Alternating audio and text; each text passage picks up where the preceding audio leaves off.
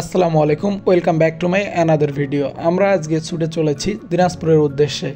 দিনাজপুর যাওয়ার জন্য আমরা দুইটি বাইকে মোট 5 জন চলছি। আমাদের বন্ধুরা ছিল 5 জন, আমি এবং আমার বন্ধু ছিল, মোট আমরা 5 জন গিয়ে আমরা 5 জন মিলে মোট যাচ্ছি খেজুরের রস খাওয়ার জন্য দিনাজপুরে। সো আমরা দিনাজপুরের উদ্দেশ্যে প্রথমেই বের হয়ে গেলাম দিনাজপুরে। সো দিনাজপুরে যাইতে যাইতে আমরা প্রথমে রাস্তা ভুল করছি জন্য আবার আমরা আরেকটা শর্টকাট নিয়েছি, নিয়ে ওখান দিয়ে হাইওয়েতে উঠছি। হাইওয়েতে গিয়ে আমরা এক বৃদ্ধ লোককে জিজ্ঞেস করলাম যে আমরা কোন দিক দিয়ে যাব। তো ওই লোকটা আমাদেরকে বলে দিল যে সাইড দিয়ে একটা শর্টকাট আছে, ওইটা দিয়ে গেলে তো আমরা খুব তাড়াতাড়িতে যাইতে পারবো। দেন আমরা কথা না বাড়িয়ে একদম শর্টকাট নিলাম, নিয়ে শর্টকাট দিয়ে যেতে থাকছি। তো যেতে যেতে আমরা আবার একটু কনফিউজ। দেন আবার আমরা গ্রামের কিছু লোককে জিজ্ঞেস করলাম যে কোন দিক দিয়ে যাব। তো গ্রামের মানুষরা বললো যে সাইডের রাস্তাটা দিয়ে যাও, গেলে তোমরা নাক্কাটি বাজার পাবা। তো আমরা নাক্কাটি বাজারের উদ্দেশ্যে চলে আসলাম। তো নাক্কাটি বাজারে আসার পর আমরা ওখান থেকে ছোট্ট একটা ব্রেক নেওয়ার পরে আবার আমরা যাওয়ার জন্য বের হই, কিন্তু আমরা বুঝতে পারতেছিলাম না যে কোন জায়গায় আসলে মূল বাগানটা। তো সেইখানে আমাদেরকে একটা লোক দেখাই দিল যে সামনে যাও, গিয়ে হাতের ডান পাশে।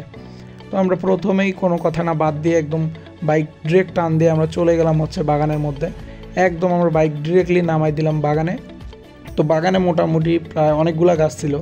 বাগানটা দেখতে অনেকটাই সুন্দর, বাট একটা প্রবলেম করার পর চলে আসলাম নাক্কাটিতে। দেখতে পাচ্ছেন যে এখানে হিউজ পরিমাণ গাছ আছে, অনেকগুলো এখানে কলসি দেখতে পাচ্ছেন। কিন্তু দুঃখজনক ব্যাপার যে আমরা এখানে এক ফোঁটা রস পাই নাই। ঠিক আছে, আপনাদেরকে দেখাই, এখানে টোল আছে, তারপর এখানে কলসিগুলা ভরা। হ্যাঁ, তো দেখেন যে কি একটা অবস্থা। হ্যাঁ, তো যেহেতু সেখানে কোনো রস ছিল না, পরে আমরা দেখলাম যে কোনো গাছে কলসি লাগানো আছে কিনা। তো একটা গাছে কলসি দেখলাম, কিন্তু কোনো রস নেই। আপনারা যারা রস খেতে আসেন তারা অবশ্যই এই জিনিসগুলো একটু খেয়াল রাখবেন, ব্যাপারগুলো হাইজেনিক কিনা। আপনারা দেখতে পাচ্ছেন কলসিগুলো কীরকম বা একদম চারপাশে পড়ে আছে ছিটাবাড়ি হয়ে। তো এখান থেকে বোঝা যাচ্ছে যে কতটা আনহাইজেনিক এগুলা।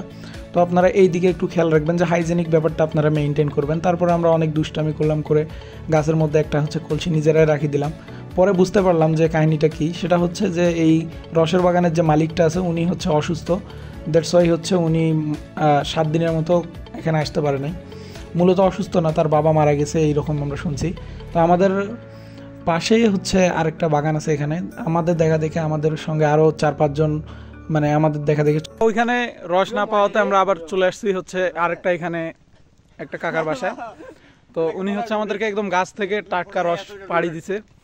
হ্যাঁ, তো আমরা ওখানে পাই নাই জন্য এখানে চলে আসছি। ওখানে কি ওই লোকের বাবা নাকি মারা গেছে রিসেন্ট 2-3 দিন হয়, যার কারণে তারা গাছ কাটে নেই। আর গাছ না কাটলে খেজুরের রস পাওয়া যায় না। দ্যাটস ওয়াই আমরা আরেকটা বাগানে চলে আসছি। এখানেও মোটামুটি 50টার মতো গাছ আছে। আপনারা যদি কেউ নাক্কাটিতে খেজুরের রস খাইতে আসেন, যদি ওখানে না পান, রসের বাগানে যদি না পান, সেখান থেকে একটু দূরে নিয়ে কাউকে জিজ্ঞেস করবেন, করলে এই বাসাটা দেখাই দিবে। বাসার পিছনে ওদের এরকম 50টার মতো গাছ আছে। একদম চোখের সামনে গাছ থেকে পাড়া টাটকা রস খেতে কতটা যে সুস্বাদু আপনাদেরকে বলে বোঝানো যাবে না। তার জন্য আপনাদেরকে অবশ্যই এটা টেস্ট করতে হবে। এত পরিমাণ সুস্বাদু একদম টাটকা রস, যেটা আমাদেরকে গাছ থেকে উনি একদম পেড়ে দিছিল।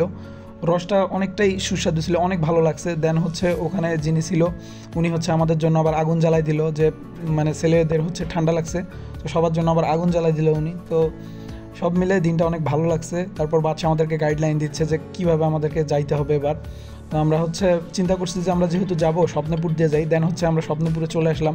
স্বপ্নপুরেতে ঢোকার পর 2-3টা ছবি উঠাইছি, তারপর 2টা স্লোমো ভিডিও বানাইছি। সব মিলে দিনটা অত্যন্ত সুন্দর ছিল, অনেক ভালো লাগছে। তখন আমাদের সঙ্গে থাকার জন্য আপনাদেরকেও অনেক অনেক ধন্যবাদ।